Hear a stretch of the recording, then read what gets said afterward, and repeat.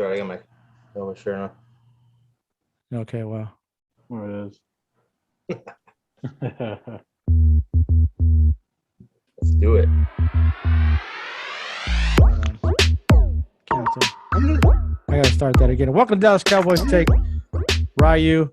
Got Lucha Libre Joe in the house today. We got T in the house today. We're missing somebody, but it's all good. He'll be here next time. Got a good one for you today. We're going to go over a little bit of last week because we didn't get to do a show during the week. The game versus the Giants. And we got the Patriots coming up. Before we get going, we're getting a lot of views now, but subscribe, hit the notification bell, hit the like button, all that good stuff. As always, I'm going to go ahead and shout out heavy hitters over off of Spoons, 55 and Dyer. Go check them out. Watch the Cowboy game every time Cowboys are playing. Obviously, next week we have a bye, so they won't be there. And always Chapman Brewery. Go see them. Got some good brews over there. And like I always say, let them know that Dallas Cowboys Take sent you, and they'll give you 0% off your bill. But just let them know that we sent you over there. All right, let's get started. Real quick, let's go over the Giants game. Quick style. Let's talk about Joey. I'm gonna ask you what did you like besides Diggs? Because we know Diggs is just tearing shit up right now. What did you like overall about the game versus the Giants? Well, like I said, when you were at the Chargers game, I was keeping you updated. But the thing was, all right, when they were in the beginning of the game against the Giants, they just seemed like they were really, I don't want to say flat, but they were just not executing. They would drive, have a good long sustained drive, and then they'd fumble it, or they just seemed lackadaisical in that first half. That's why the score was 17-10 at the half. And I just think like after that, good coaches, they made adjustments and then they did what they had to do what a good team does. They blew them out in the second half, considering those couple cheapos, but at the end, but they still did a hell of a job, bro. Wait a minute. So you're saying Kellen Moore's a good coach? Is that what you're saying? A little bit, yeah. He made adjustments. Oh, that's a crazy one right there. Kellen Moore is a good coach. Even though I do bag on him a lot, but I have to admit he makes his adjustments. What about you, T? What'd you like about the game? What'd you see? Man, I really like the game. I like to watch other people's analytics, especially Stephen A. Smith. He's one of my favorite guys to watch talk about the Cowboys because he hates them so much. Yeah. Stephen A. has brought up how the Cowboys are the luckiest football team. They got a soft schedule, and injuries on the Giants is why we were where we were that day. But you got to also bring up the unlucky thing. Yeah, Ryan, sorry, man. Brad was calling. Don't worry about when someone calls, you don't have to tell us because we don't even know. Go ahead, T. It's one of those things. Like you got to bring up the unlucky stuff, like that fluke fumble by Dak Prescott, or that it was a good play by the Giants defensive end to knock that ball over and then get the pick. But again, those are lucky bounces that go both directions all season in every game. And if you're going to bring up how lucky the Cowboys are this year, then you also have to say that they were unlucky last year, which he never says. Right. A lot of people never say. We had all the injuries last year. Injuries are a part of the game. Next man up. That's a reflection of your coaching staff. If they're able to prepare the next level of guys to go in there and compete. And what I've seen this year from Dallas Cowboys is that, look at all the injuries on our defensive line and on our defense alone, and Michael Gallup getting hurt. We've had guys come up and play unbelievable this year. Yeah, I agree. That's my kind of take on not just the Giants, but the Cowboys overall. And then in this game, just like the last couple games, the Cowboys come out in the second half. If the Cowboys played all four quarters like they play the third quarter, we'd be blowing teams out by 40 points every game. They come out offensively and defensively in the third quarter pretty incredible. So that's my take.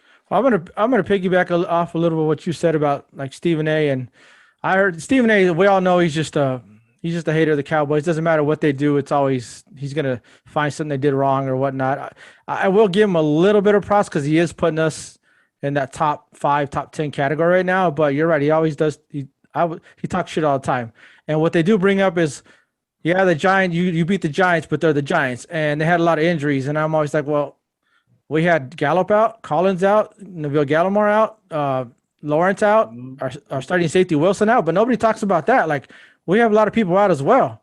Yep. And you're not talking about that. And not to mention, we just got rid of our linebacker, Jaden Smith, so we had a lot of people out as well. but they don't ever mention that. And then you're right. Last year, I didn't hear anything about injuries. Or what I heard was injuries are part of the game. Injuries are part of the game. Well, yeah, they are a part of the game. That's just why we didn't. I mean, we as Cowboy fans, I didn't complain because it's part of the game. But it is what it is. And this year, it's like, knock on wood, we're healthy right now for the most part. But if we're not, next man up is actually working this year. It didn't work under Garrett, but it's working under, for some reason, it's working under Mike McCarthy. I don't know. Maybe it's Dan Quinn. I don't know. But, I'm on you. I'm with you, T. Stephen A. Smith, I would love to go toe to toe. I mean, he could talk like a motherfucker, I don't want to cuss, but he could talk. But I would love to sit down and talk to him about how he's always trashing the Cowboys and doesn't give his props or whatnot. Anyways, anytime you talk about somebody like Stephen A., I like to get involved. Now I want to speak my mind. But yeah, the game, what I liked about it is, like Joey said, it was tough sledding in the beginning, 10-10 and then 17-10 going in the halftime. But it's not the same as the years previous because we make our adjustments and then we pull away in the second half. Yeah, like a good team does. Yep. It's usually as Cowboy fans, and so far, I'm not saying it's not going to happen, but usually as Cowboy fans, we're grinding it out through the whole game. But for some reason this year, we are pulling away in the second half, and that's like Joey said, that's a good team right there. That's what you're supposed to do. And one of the things, sorry to interrupt. No, go ahead. One of the things we have always say is, and I said this at the beginning of the year. I was talking to Joey, and I was kind of upset. I was like, I don't want to just win. I don't want to make the playoffs and be one and done. I want to be competitive in the playoffs.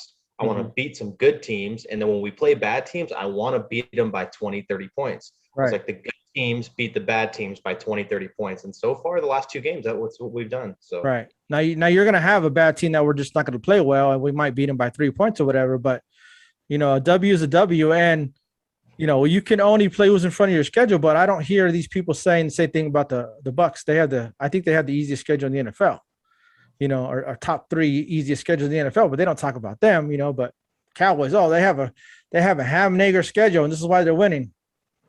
Okay. I mean, they played 2 good teams, and they lost to one by 17 points, and they beat the Cowboys by 2 points in the last week of the game. So, I mean, Carolina is what they are what they are. I mean, but they were 3-0. People were saying, they're a pretty good team, number 1 defense. We ran all over them. We scored at will. You know what I mean? So, haters are going to hate, and that's just the way they are. But that's cool. When you have haters, that means you're doing something right. You know what I mean?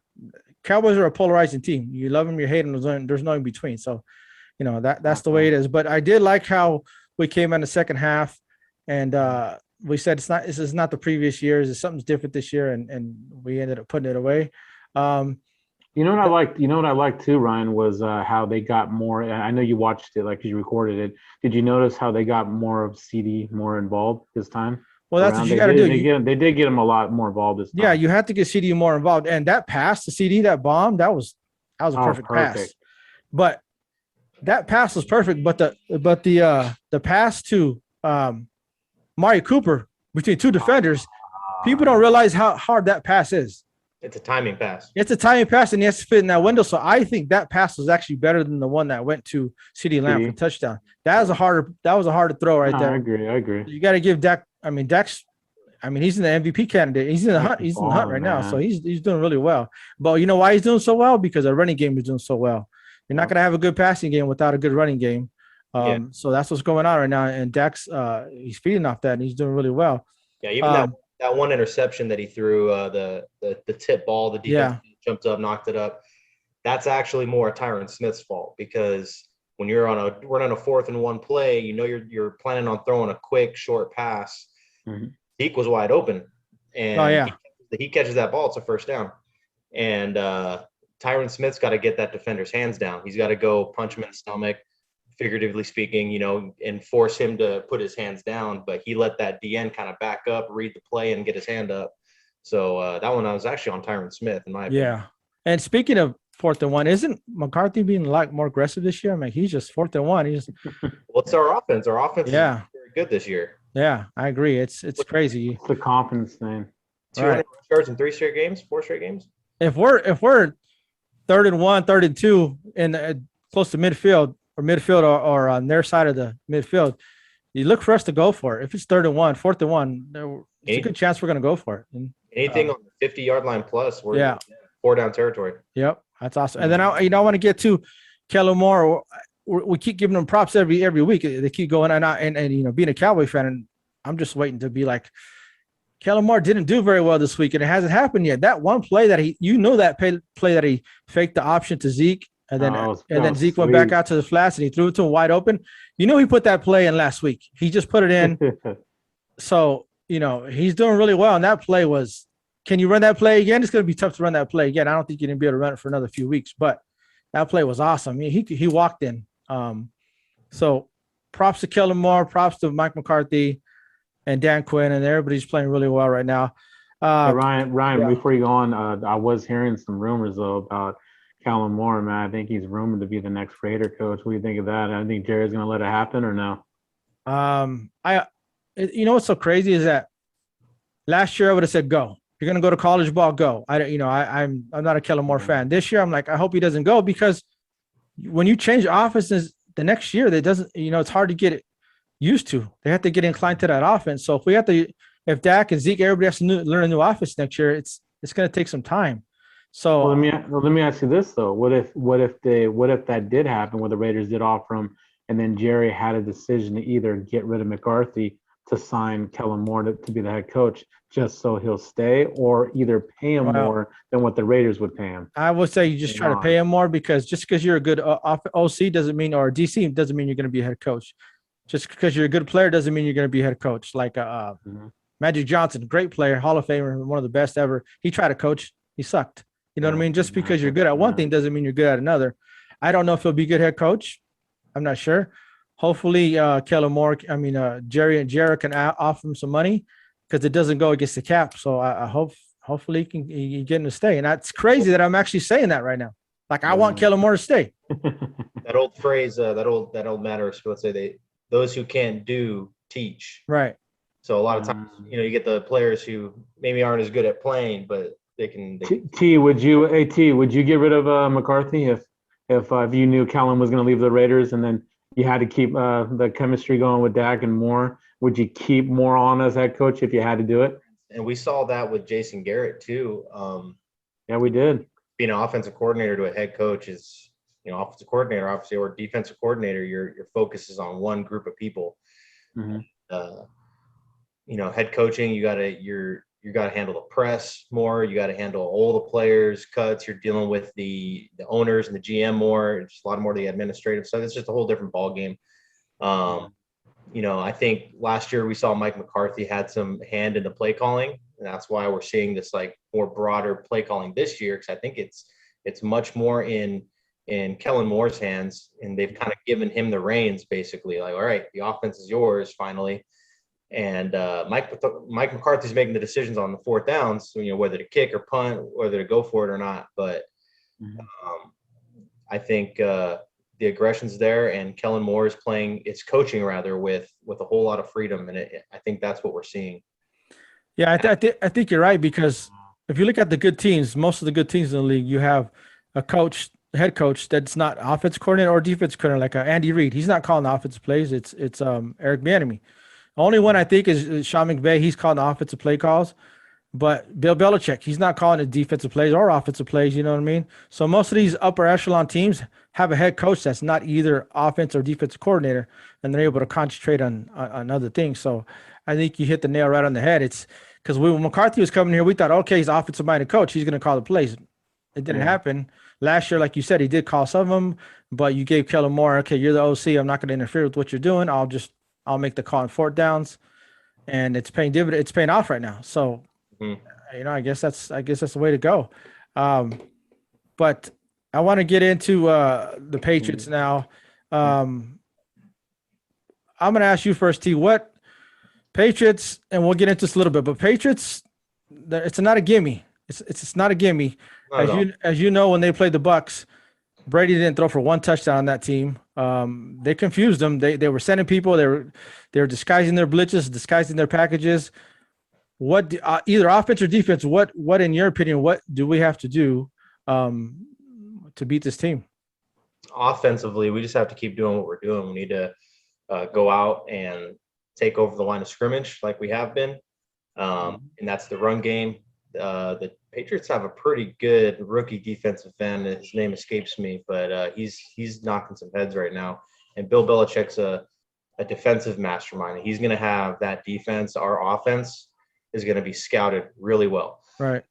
So they're going to do what they have to do. I think Belichick's mindset is to come out and stop our run game. Right. So we got to take over the line of scrimmage, and then Dak Prescott's got to have his timing down, because when that run does get shut down, if it gets shut down, we got to be ready to jump to that next thing before too long and make a quick adjustment. I think defensively, I think Mac Jones, what he's been doing is a lot of quick, short passes. They, just like when Tom Brady was there, they used the short passing game as the running game. And Mac Jones is accurate. He's not making many mistakes. So we just got to get our D-line to get some hands in his face and put pressure. We've seen Mac Jones make some mistakes when people get in his face. So that's what I want our defense to do. Offense, take over the line of scrimmage, and then just be ready for Dak Prescott to make those passes when he needs to. Yeah, you're right, T. I'll go ahead, Ron. Belichick, he's definitely going to concentrate on stopping one thing, and I think it's going to be the run. He's going to try to stop the run. He's going to say, Dak, you're going to have to beat us airing it out, which Dak obviously can do. But I think definitely Belichick's a mastermind. He's gonna say, hey, we're going to stop Zeke and Pollard and see what you guys can do in the passing game. Well, that's a tough task to do. I mean, because we're averaging 200 yards a game rushing the ball. So, but yeah, I think Kellen Moore and Mike McCarthy are aware of that. You got to be thinking, hey, Belichick's going to try to stop the run. So, we're going to air it out this week. So with that game against Tampa Bay, there was a monsoon of rain that game too that affected both offenses. So hard game. How's the forecast for the weekend over there this weekend? There's no rain. I think it's going to be cold, but it's not going to be super cold. You know what I mean? But there's no rain in the forecast. But what do you what do you think? What do we got a Lucha Libre? What do you think?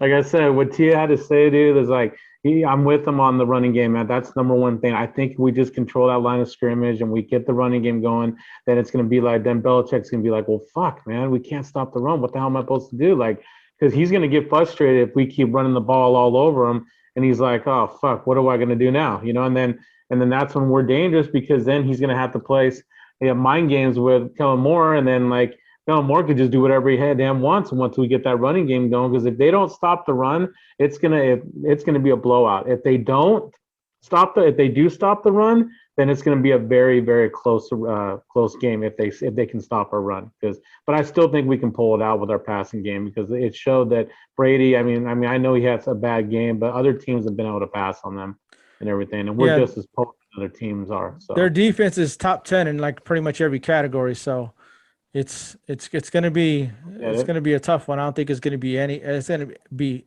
easy by any stretch. They're playing our offense, baby.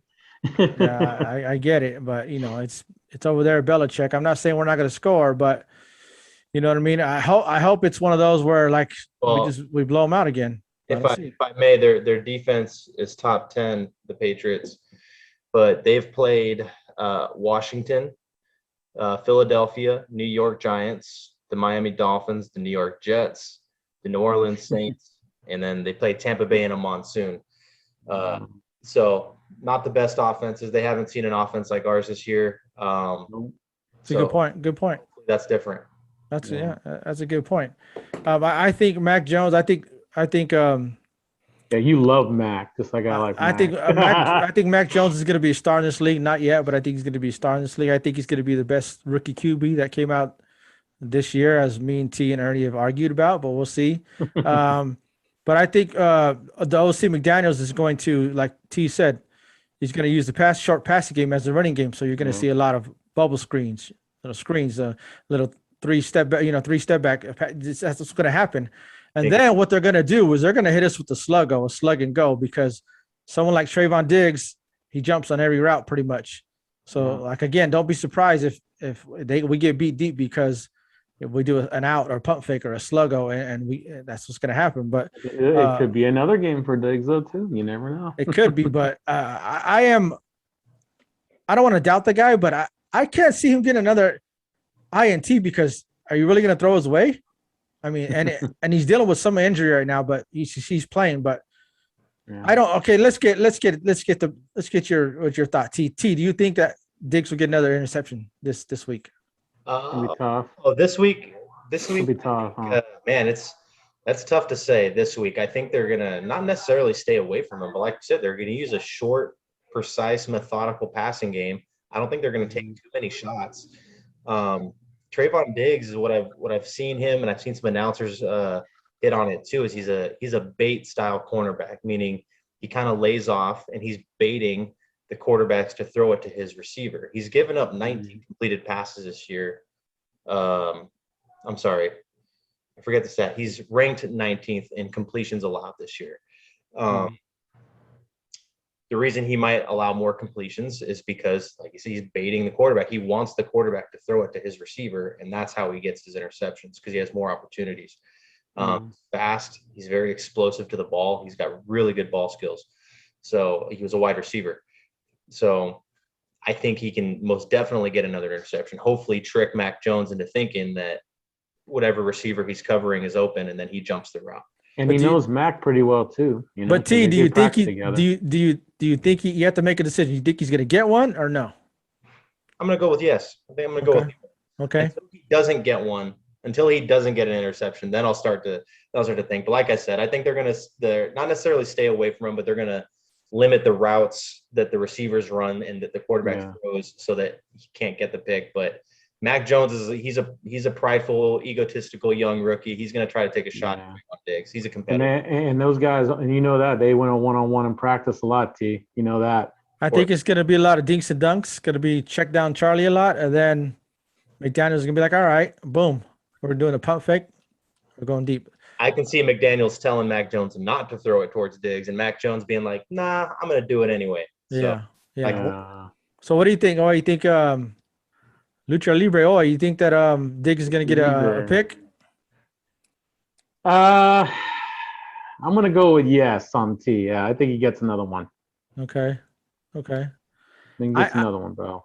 I'm like, I want to see him get it, but I'm like roulette. Hit 6 blacks, it's going to hit red the next one. So I don't think he's going to get one this week. I hope he proves me wrong. That'd be awesome if he got 2 of them. But we don't need him to necessarily get one to win the ball game. It's okay. But I think I mean, people are already saying he's the defensive player of the year, or defensive rookie of the year. I mean, already. And then, and he should, and rightfully so, it should be, but there's got to be a time where it slows down a little bit. And I think Belichick and McDaniels is going to make sure it slows down a little bit. He'll plateau at some point. I mean, what's the record for interceptions in a season? I think it's 14. 14? Damn. In a 16-game season, probably, I'm guessing. Yeah, I think it's 14. I know it wasn't Dion who did it because I think Dion only had like. I'm not sure. I'm not sure if it was NFL record or Cowboys record, but it was 14 by. Well, let's see. Emerson Walls, I believe it was. Damn, 14 in one season. 14 in one season. That was 16-game season. So it's the Night Train Lane. Is it Night Train Lane? The record for most interceptions in a single season is held by Night Train Lane, who logged 14 interceptions as a rookie in 1950. Yeah. While playing for the Los Angeles Rams. That was the Rams. Okay. So, 14. I was right on the number. I just still got the wrong person. Emerson Walls is a different position. I don't even know why I said that. He's halfway there. Yeah, he is. But we'll see. But that was training camps. That was before organized team activities. Yeah, I get it. All that shit. That doesn't even count. Yeah. True. So I think on what we got to do to win this game is we got to stick with the run. If it's not working, you continue because our O-line is going to wear them down. And I also think you need to go with some hurry up offense to get their D-line to get them gassed, tired out, and so they can't sub in and whatnot. You need to change up the cadence here and there and get them thinking a little bit because you got to iron sharpens iron. So when the defense is disguising things and delaying their blitzes, when you change up your cadence, that's when they show because they think the ball's about to be snapped and they show a step up and Declan, okay, I know what they're doing now. You got him 55's the mic. I'm gonna change the play now. So it has to be some dummy counts, some dummy snaps. There has to be some hurry up offense, and that's how we're gonna get them on their toes. That's how offense. Right.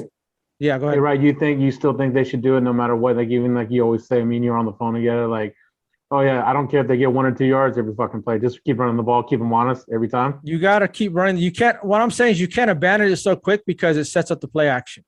Yeah, Why do you think exactly. someone like Dalton Schultz is open a lot? You know what I Wide mean? open Because it because that sets up the running play game. action, the rollout. Faking it to Zeke, and we're rolling out. Dalton Schultz is open. You know what I mean? Yeah. That sets it up. So if you abandon that, then they know what you're doing. Like I personally do not like, unless it's 3rd and long or whatever. I don't like when we go empty set because now they know what we're doing. We're throwing the ball. You know what I mean? Like Yeah. I can't stand it I hate it. unless the down and distance is calling for it. It's 3rd and long. You know you got to throw the ball. But empty set on like 2nd and I don't like it. But Matt, the run game is going to be the key. It has to be. the defender we got to look out for on the Patriots. He's a rookie. His name's Matt Judon. Matt Judon, yep. He's got He's a 6, badass. Yeah. 6.5 sacks this year. Again, hasn't played an offensive line like Dallas's yet, but he'll probably be going up against Tyron Smith. Yeah, he's going to be on their right side. Our left side, he's going up against Tyron Smith.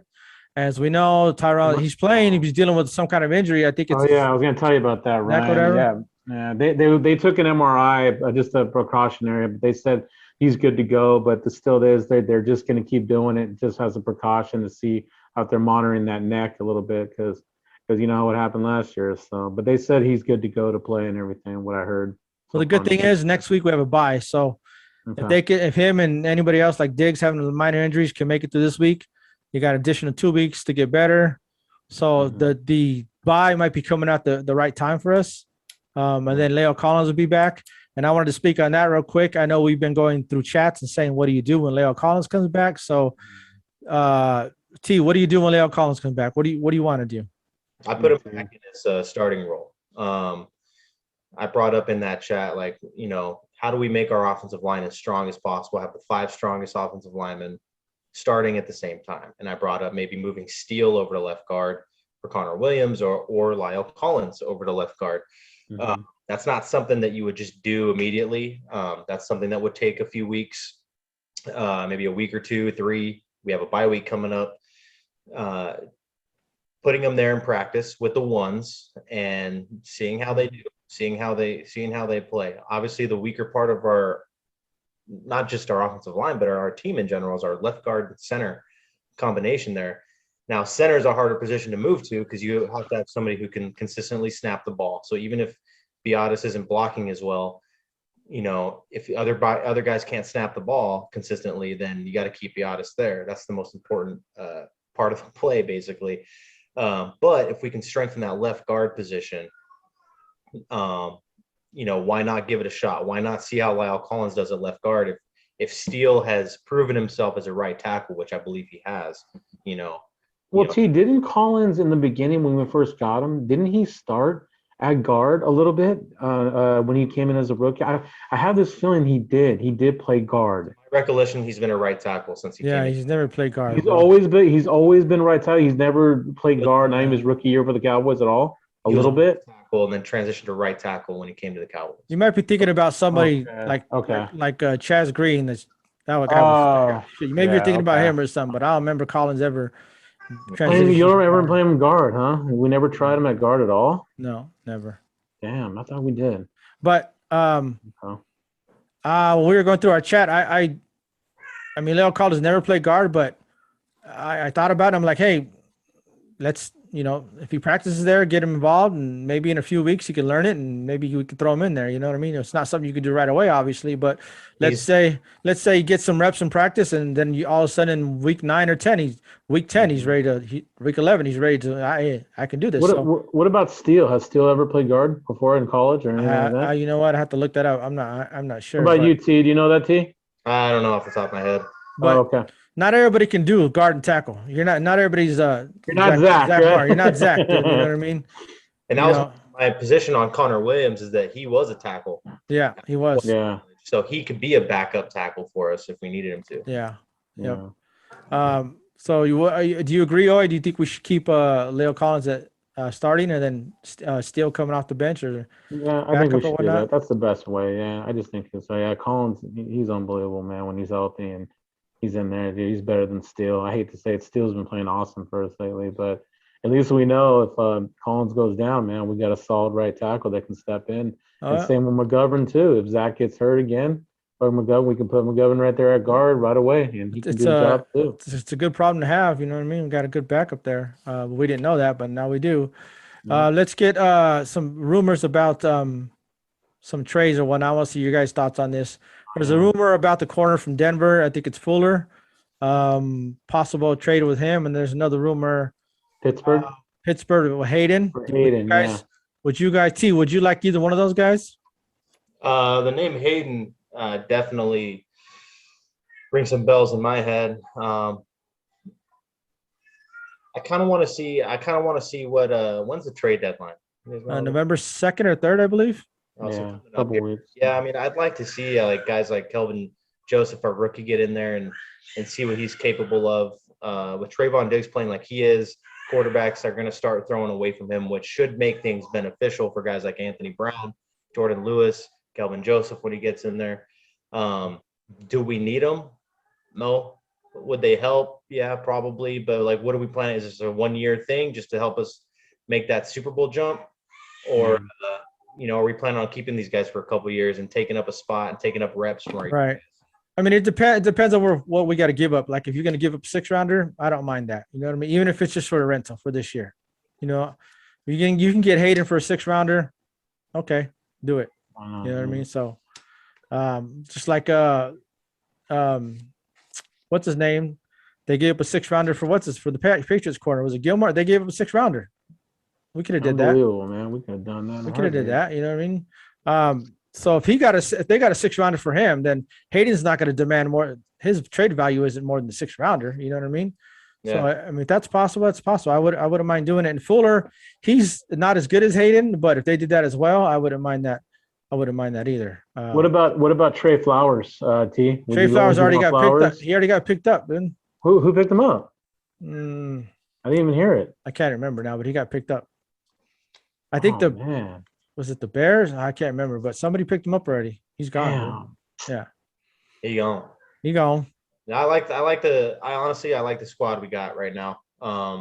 Just keep Anthony Brown there, T. Yeah, we could always use depth. We can always use veteran help, but we got some guys coming off the injury reserve. So let's see how they do when they come back.